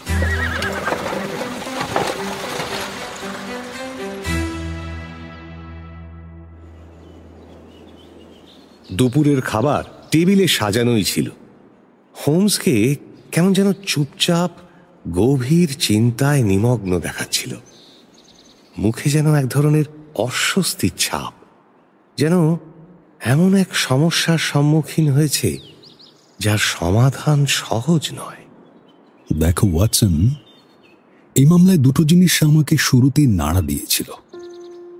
জুনিয়র ম্যাকার্থির বয়ানে এমন দুটো পয়েন্ট ছিল যেগুলো তোমার চোখে তাকে সন্দেহভাজন করে তুলেছিল, আর আমার চোখে সে হয়ে উঠেছিল নির্দোষ। কি সেই দুটো পয়েন্ট? প্রথমত, তার সেই দাবি সে পুলের ধারে পৌঁছানোর আগেই তার বাবা ওই কুই শব্দটা করে উঠেছিলেন। আর দ্বিতীয়ত, বাবার শেষ মুহূর্তের বলা অস্পষ্ট সেই শব্দগুলি, যার মধ্যে ছেলে শুধুমাত্র র্যাট শব্দটাই বুঝতে পেরেছিল। ভাবতো একবার, এমন অদ্ভুত রহস্যময় বিদায়বাণী একজন মরতে থাকা মানুষ শুধু র্যাট মানে ইঁদুর বলেই চলে গেল। কিন্তু ছেলের উদ্দেশ্যে ছিল না। ছেলের তো ব্রিস্টেলে থাকার কথা। বাবা তো জানতেনই না যে সে সেদিন ফিরে এসেছে, এমনকি ঘটনাস্থলে এসে হাজির হয়েছে। তার মানে এই ডাক ছিল অন্য কারোর উদ্দেশ্যে, আর সে আর কেউ নয়, তার সেদিন যার সঙ্গে দেখা করার কথা ছিল সেই রহস্যময় লোকটাই। আর এই কুই, এটা তো একেবারে অস্ট্রেলিয়ান ডাক। ওয়াটসন, একজন অস্ট্রেলিয়ানি আরেকজন অস্ট্রেলিয়ানকে এভাবে ডাকতে পারে, তাহলে কিন্তু ধরে নেওয়াই যায় যে ম্যাকার্থি যার সঙ্গে দেখা করতে গিয়েছিলেন তার সঙ্গে অস্ট্রেলিয়ার যোগ আছেই। আচ্ছা, তাহলে সেই ইঁদুর মানে র্যাটের ব্যাপারটা? এবার হোমসের ঠোঁটের কোণায় হাসি চোখে পড়ল। কথা না বলে চুপচাপ পকেট থেকে একটা কাগজ বের করে টেবিলের ওপর মেলে ধরল। এই দেখো, এই হলো অস্ট্রেলিয়ার ভিক্টোরিয়া কলোনির একটা ম্যাপ। গত রাতে আমি ব্রিস্টেলে এইটার জন্যই তার করেছিলাম। তাহলে হোমস একটু রহস্যময় ভঙ্গিতে ম্যাপের একটা অংশ হাত দিয়ে ঢেকে দিল। এই ম্যাপের এইটুকু দেখো, কি পড়ছো বলো তো? র্যাট। হোমস এবার একটু হেসে ম্যাপ থেকে হাতটা সরিয়ে নিল। আর এখন কি দেখছো বলো? ব্যালারাট। এক্স্যাক্টলি, ব্যালারাট। ম্যাকার্থি মারা যাওয়ার ঠিক আগের মুহূর্তে এই কথাটাই বলতে চেয়েছিলেন, ব্যালারাট। কিন্তু কথাগুলো জড়িয়ে গিয়ে শব্দের শেষ দুটো সিলেবেলই শুধু ছেলের কানে পৌঁছয় র্যাট। আসলে সে খুনির নামটাই বলে যেতে চেয়েছিল, ব্যালারাটের অমুক ব্যক্তি হলেন আমার খুনি। অবিশ্বাস্য হোমস, অসাধারণ, অসাধারণ। ওয়াটসন, এখন চিত্রটা স্পষ্ট তো? ছেলের কথায় যদি আমরা পুরোপুরি বিশ্বাস রাখি, তাহলে একটা জিনিস কিন্তু একেবারে নিশ্চিত, আর সেটা হলো খুনির গায়ে ছিল ধূসর রঙের পোশাক। তাহলে আমরা খুঁজছি এমন একজনকে যিনি অস্ট্রেলিয়ার ব্যালারাট শহর থেকে এসেছেন, যার গায়ে ছিল ধূসর রঙের ক্লোক, আর এই অঞ্চলের যিনি একেবারে অপরিচিত মানুষ নন। কারণ যে পুলের ধারে খুনের ঘটনাটা ঘটেছে, সেখানে পৌঁছানোর একমাত্র পথ হলো খামারের ভেতর দিয়ে কিংবা এস্টেটের রাস্তা দিয়ে। একজন বহিরাগত অচেনা মানুষ, তার পক্ষে এই দুই রাস্তা দিয়ে হেঁটে বেরোনো সম্ভবই নয়। সত্যি তো। তাহলে এবারে আসি আমাদের আজকের সারাদিনের অভিযানের বিষয়ে। আচ্ছা, তুচ্ছ বলেই মনে হবে, আর সেগুলোই সেই মহামূর্খ লেস্ট্রেডকে বলেছিলাম খুনির গঠন আর স্বভাব সম্পর্কে একটু ইঙ্গিত দেওয়ার জন্য। তুমি এত কিছু কি করে জানলে হোমস? তুমি জানোই তো ওয়াটসন, আমার তদন্ত পদ্ধতি মূলত দাঁড়িয়ে আছে সেই সব তুচ্ছর ওপরেই যা অন্যরা দেখেও দেখে না। পায়ের ছাপের দৈর্ঘ্য থেকে আমি লোকটার উচ্চতা আন্দাজ করেছিলাম, আর জুতোর ধরনও বোঝা গেল জুতোর ছাপ থেকেই। ঠিকই, ওই জুতো জোড়া সত্যিই বেশ অদ্ভুত, কিন্তু খুঁড়িয়ে চলে যে সেটা কি করে বুঝলে? সেটা তো আর ওখানে চোখে পড়েনি। সেইখানেই তো আসল গল্প। দেখলাম দুটো পায়ের ছাপের মাঝে অসামঞ্জস্য রয়েছে। একটা পায়ের ছাপ ভারী, অন্যটা হালকা। সে হাঁটছিল কিন্তু দুই পায়ে সমান ভর দিয়ে নয়। প্রশ্নটা হলো যে কেন? কারণ একটাই, লোকটা খুঁড়িয়ে হাঁটে, আর লোকটার ডান পায়ের ছাপ সবসময় আবছা, মানে ততটা গভীর নয়, কারণ সে ডান পায়ে চাপ দিত না, সে খোঁড়াতো। তার মানে পায়ে কোনো সমস্যা রয়েছে। তাহলে তার বাঁ হাতি হওয়ার বিষয়টাই বা তুমি কি করে জানলে? ময়না তদন্তে যা লেখা আছে তুমি নিশ্চয়ই দেখেছ। আঘাতটা এসেছিল পেছন থেকে, কিন্তু লেগেছে মৃতের বাঁ পাশে। তোমার নিজেরও কিন্তু মনে হয়েছিল যদি কেউ পিছন থেকে আঘাত করে তার আঘাত তো পড়া উচিত ডান পাশে, কিন্তু তা হয়নি। অর্থাৎ আঘাতকারী বাঁ হাতি? ঠিক তাই। সে গাছের আড়ালে দাঁড়িয়েছিল, বাবার সঙ্গে ছেলের কথাবার্তা শুনছিল। সেখানে দাঁড়িয়ে সে নিশ্চয়ই সিগার খাচ্ছিল, কারণ আমি গাছের গোড়ায় খুঁজে পেয়েছি সিগারের ছাই। সাধারণ সিগারের ছাই নয়, ভারতীয় সিগারের ছাই। আর তুমি তো জানোই যে তামাকের ছাই নিয়ে আমার সামান্য একটু পড়াশোনা আছে। আমি 140 রকমের পাইপ, সিগারেটের ছাই নিয়ে ছোট একটা গবেষণাপত্র লিখেছি। তাই ছাই দেখেই নিশ্চিত হয়ে আমি আশপাশের এলাকাটা ভালো করে খুঁজে দেখতেই শ্যাওলার মধ্যে খুঁজে পেয়ে গেলাম সিগারের শেষ অংশটা। সেটা ছিল ভারতীয় সিগার, আর এগুলো বানানো হয় রটারড্যামে। আচ্ছা, আর হোল্ডার? দেখলাম সিগারটিকে যে মুখে ধরা ছিল এরকম কোনো চিহ্ন নেই, অর্থাৎ লোকটা সিগার হোল্ডার ব্যবহার করে। আর দেখো, ডগাটা কামড়ে ছেঁড়া হয়নি, বরং কাটা হয়েছে। তবে কাটাটা পরিষ্কার নয়, মানে ধারালো ছুরি নয়, বরং একটা ভোঁতা পকেট নাইফ দিয়ে কাটা হয়েছে। হোমস, তুমি দেখছি এমন ভাবে চারিদিক থেকে জাল বুনে ফেলেছ যে মানুষটার আর বাঁচার পথ নেই। একই সঙ্গে তুমি একজন নির্দোষ মানুষকে ফাঁসির দড়ি থেকে নামিয়ে এনেছ। ছেলেটা তোমার হাতে একরকম দ্বিতীয় জন্মই হলো বলতে হয়। এখন সব পরিষ্কার, সব ধাপে ধাপে মিলছে। তার মানে ওই খুনি আর কেউ নয়। মিস্টার জন টার্নার এসেছেন। বসার ঘরের ঘন নীরবতা চিরে ঘরের দরজা খুলে ভেতরে প্রবেশ করেছে হোটেলের waiter. Mister John Turner sir, এই ভদ্রলোক আপনাদের সঙ্গে দেখা করতে চাইছেন। বলতে বলতেই ওয়েটারের পেছনে ধীর পদক্ষেপে এগিয়ে এলো এক রহস্যময় পুরুষ। প্রথম দেখাতেই মনে হলো মানুষটা যেন মৃত্যুর ছায়া থেকে উঠে এসেছে। পা টেনে হাঁটা, নুয়ে পড়া পিঠ, সবেতেই বয়সের ছাপ। বিশাল শরীর, নিরাসক্ত অথচ বিস্ময়ে ভরা মুখটা যেন পাথরে গড়া। কাঁধ জোড়া এখনো বেশ মজবুত। তার এলোমেলো চুল, গাঢ় ভুরু, ধূসর দাড়ি, সব মিলিয়ে যেন প্রাচীন কোনো যোদ্ধা। কিন্তু মুখটা ভীষণ রকম ফ্যাকাশে। ঠোঁট আর নাকের কোণে হালকা নীলচে ছোপ, যেন মরণের সাথে হাত ধরাধরি করে চলেছে লোকটা। আমি এক ঝলক দেখেই বুঝে গেলাম এই মানুষটা ভয়ঙ্কর কোনো মারণ ব্যাধির শিকার। আসুন আসুন, দয়া করে সোফায় বসুন। আমার চিঠি পেয়েছিলেন তো? হ্যাঁ, কেয়ারটেকারের হাতে পাঠানো চিঠিটা পেয়েছি। আপনি আমাকে স্ক্যান্ডাল এড়াতে আপনার সঙ্গে দেখা করার অনুরোধ জানিয়েছিলেন। আমার মনে হয়েছিল যে আমি যদি আপনার ওখানে যেতাম তাহলে নানা রকম কথা উঠত। তাহলে আপনি আমার সঙ্গে দেখা করতে চাইলেন কেন?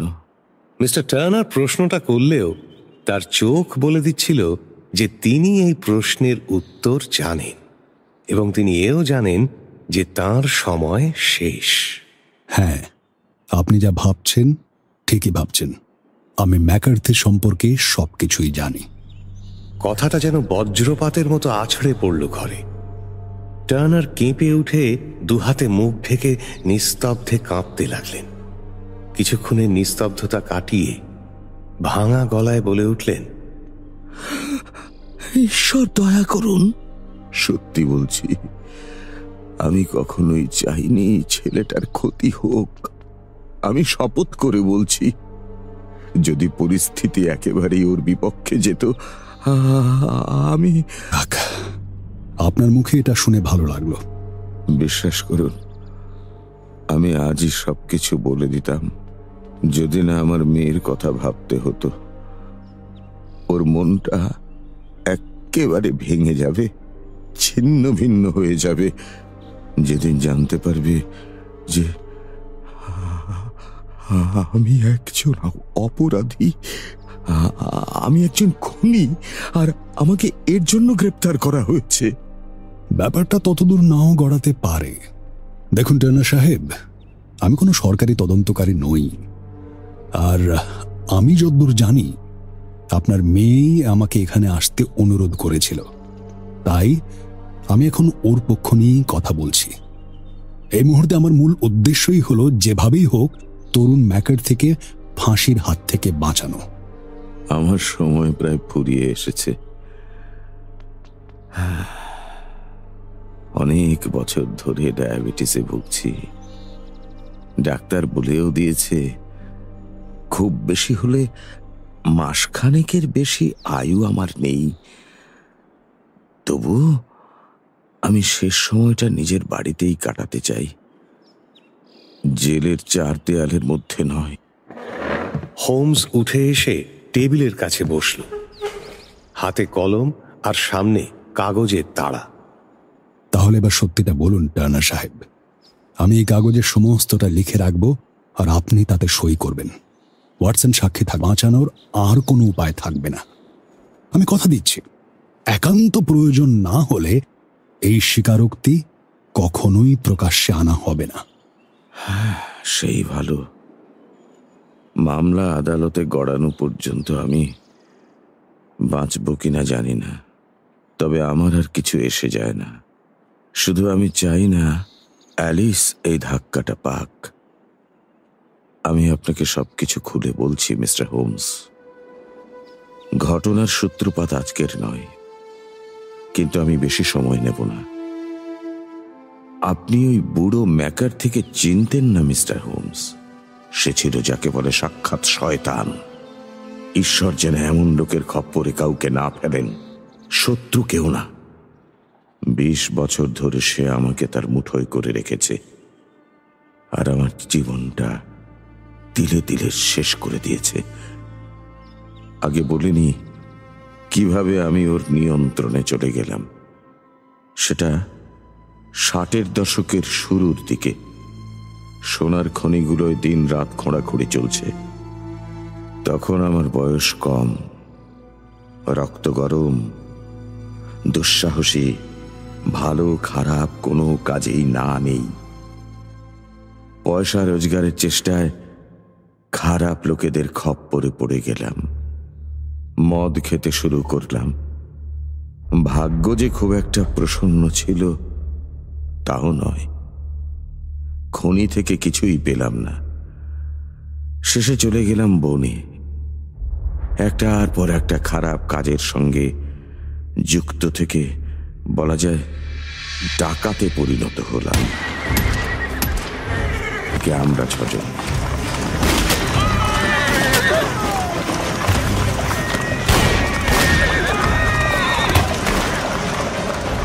প্রথম গুলিতে তাদের 4 জন ঘোড়া থেকে পড়ে গেল। আমাদেরও 3 জন সঙ্গে মারা গেল, কিন্তু আমরা সোনা নিয়ে পালিয়ে যেতে পারতাম।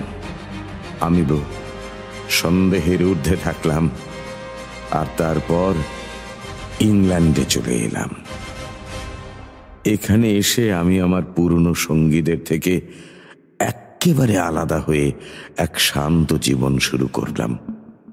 হাতে এত পয়সা, এই জমিটা কিনে নিলাম। চেষ্টা করলাম সৎ পথে ভালো কিছু কাজ করতে, আগের জীবনটা ভুলে নতুন করে শুরু করতে। বিয়েও করলাম, যদিও স্ত্রীর সান্নিধ্য আমার কপালে বেশি দিনের ছিল না।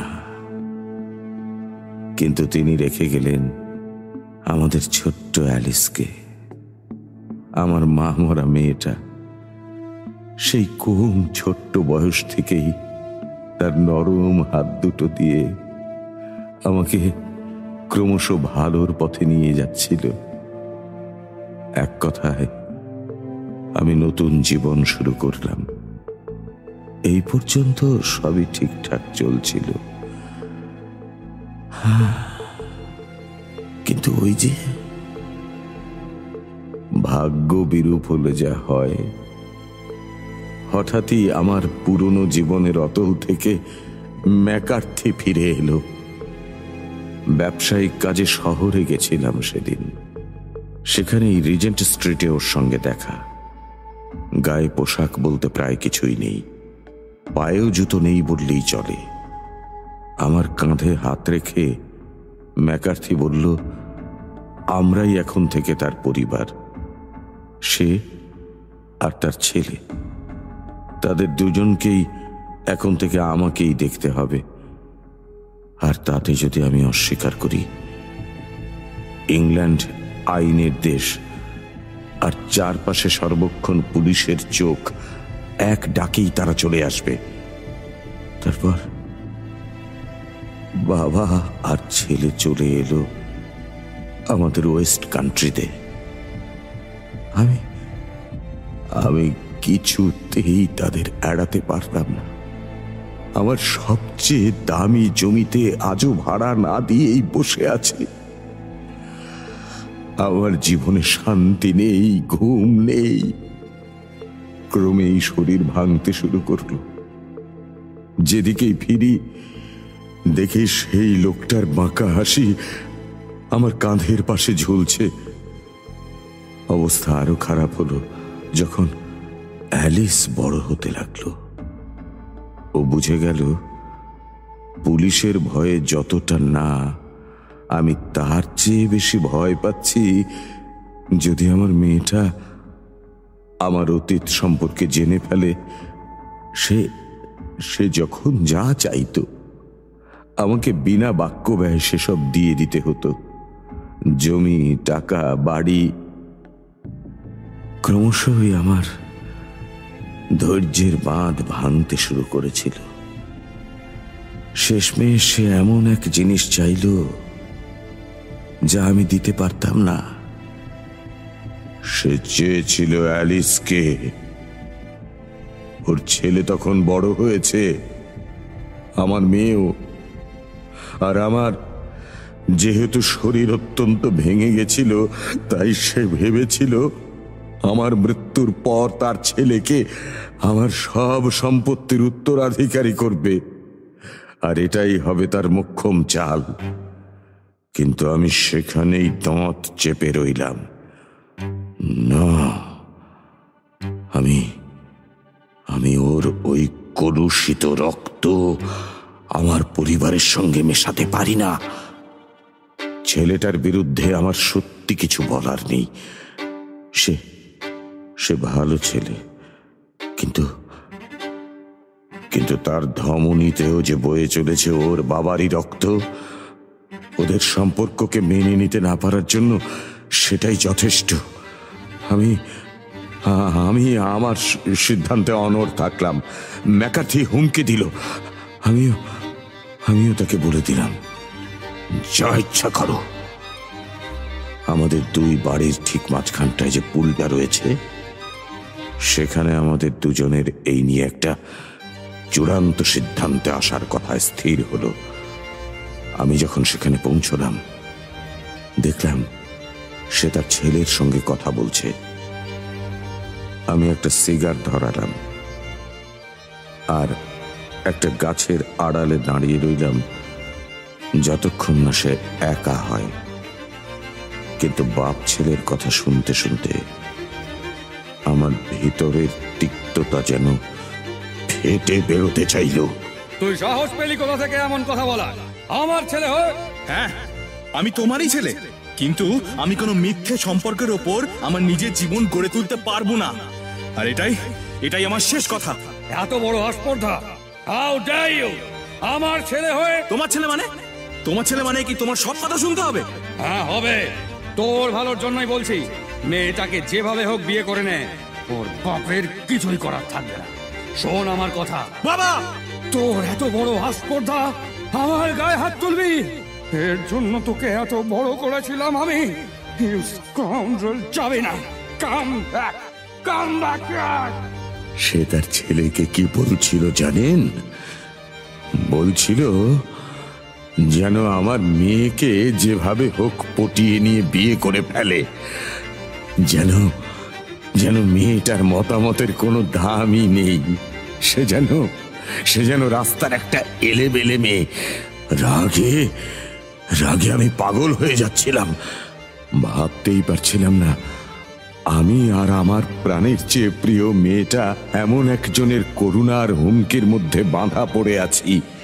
সেই বন্ধন আমি কি ছিঁড়ে ফেলতে পারি না? আমার আর কটা দিনই বা আছে বলুন? আমার মন সেই মুহূর্তে একদম পরিষ্কার, শরীরও যেন একটু বেশি চাঙ্গা। আমার হাত নিষ্পিস করতে লাগলো শুধু আমার জীবনের স্মৃতি আর আমার মেয়েটা।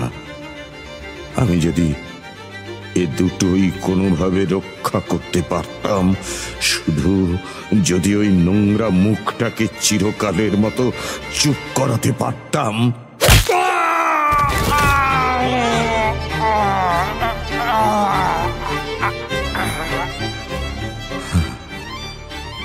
তাই করলাম মিস্টার হোমস, আমি তাই করলাম।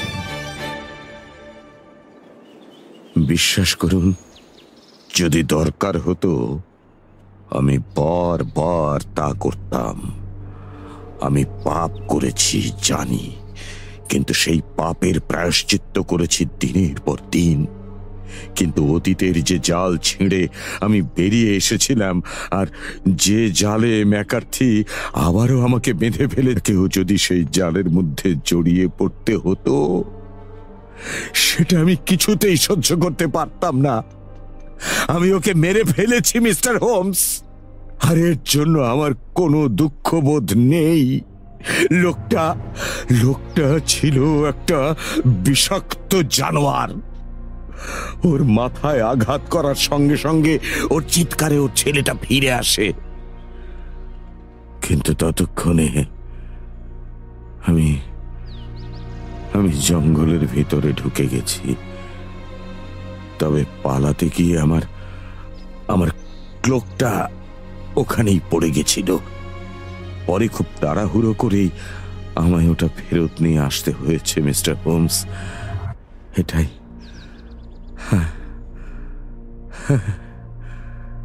এটাই হলো সেদিনের সত্য ঘটনা মিস্টার হোমস। আমি এখানে আপনার বিচার করতে আসিনি মিস্টার টার্নার। বলেই হোমস বৃদ্ধের দিকে কাগজগুলো এগিয়ে দিল। বৃদ্ধ এক নিঃশ্বাসে তার স্বীকারোক্তিতে সই করে দিলেন। আমি শুধু প্রার্থনা করি যেন আমাদের জীবনে এমন কোনো লোভ বা প্রলোভনের মুখোমুখি হতে না হয়। আমিও তাই চাই মিস্টার হোমস, আমিও তাই চাই।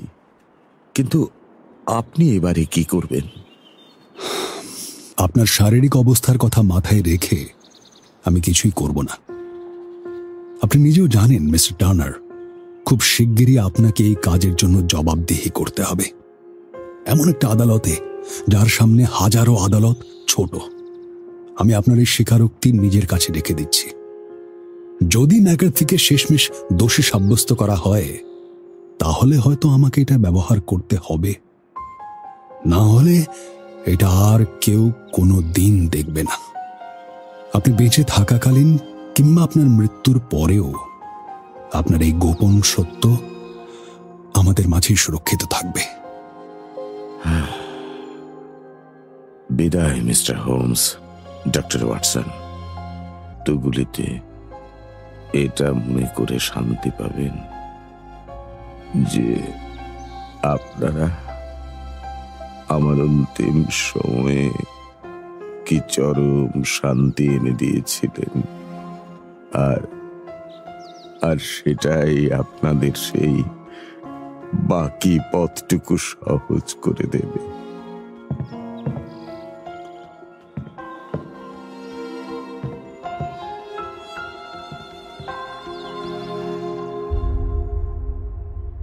বৃদ্ধ ধীরে ধীরে ঘর ছেড়ে বেরিয়ে গেলেন। তার বিরাট শরীরটা তখন থরথর করে কাঁপছিল। ঈশ্বর আমাদের রক্ষা করুন। এই নিষ্পাপ অসহায় মানুষদের সঙ্গে ভাগ্য এমন নিষ্ঠুর খেলাই বা কেন খেলে? এরকম কাহিনী যখনই শুনি তখনই ব্যাক্সটারের সেই কথাটা মনে পড়ে যায়। ঈশ্বরের কৃপা না থাকলে আমিও, এই শার্লক হোমসও হয়তো সেদিন সেই দুরবস্থারই শিকার হতাম। প্রতিরক্ষা পক্ষের আইনজীবীকে তদন্ত সম্পর্কে হোমসের পেশ করা অসংখ্য যুক্তি ও ত্রুটির ওপর ভিত্তি করে জেমস ম্যাকার্থি কোর্টে অবশেষে নির্দোষ প্রমাণিত হয়েছিল। বৃদ্ধ টার্নার বেঁচে ছিলেন আরো 7 মাস। তারপর তিনিও চিরনিদ্রায় ঢলে পড়েন। আর সব মিলিয়ে পরিস্থিতি এখন এমন জায়গায় এসে দাঁড়িয়েছে যে টার্নারের ছেলে ও ম্যাকার্থির মেয়ে, অর্থাৎ সেই 2 তরুণ তরুণী অতীতের ঘন অন্ধকার মেঘ সম্পর্কে কিচ্ছুটি না জেনে সুখে শান্তিতে একসাথে জীবন কাটানোর সম্ভাবনার দিকে এগিয়ে চলেছে।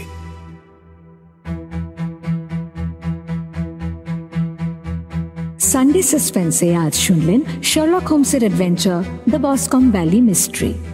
রচনা স্যার আর্থার কনান ডয়েল।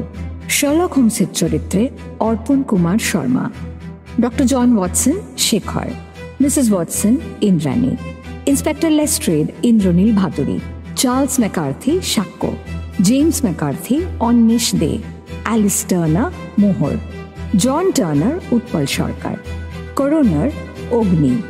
অন্যান্য চরিত্রে মির্চি টিম। নাট্যরূপ জিনিয়া রায়। ধ্বনি পরিকল্পনা ও আবহ সঙ্গীত রিচার্ড। সহযোগিতায় বিবার্ঘ, অভিজ্ঞান, অভিজিৎ। কার্যনির্বাহী প্রযোজনা অরুণিমা দে। প্রচার অলঙ্করণ গ্রিনিং ট্রি। প্রচার পরিকল্পনা রিচার্ড, অভিজিৎ এবং অর্ণব চ্যাটার্জি। শব্দগ্রহণ ও পর্ব পরিচালনায় অভিজিৎ রায় মল্লিক। সমগ্র পরিকল্পনা পরিচালনায় ইন্দ্রাণী। সানডে সাসপেন্স আপনি শুনতে পারেন আমাদের অফিসিয়াল ইউটিউব চ্যানেল youtube.com/mirchi বাংলায় এবং গানা অ্যাপে।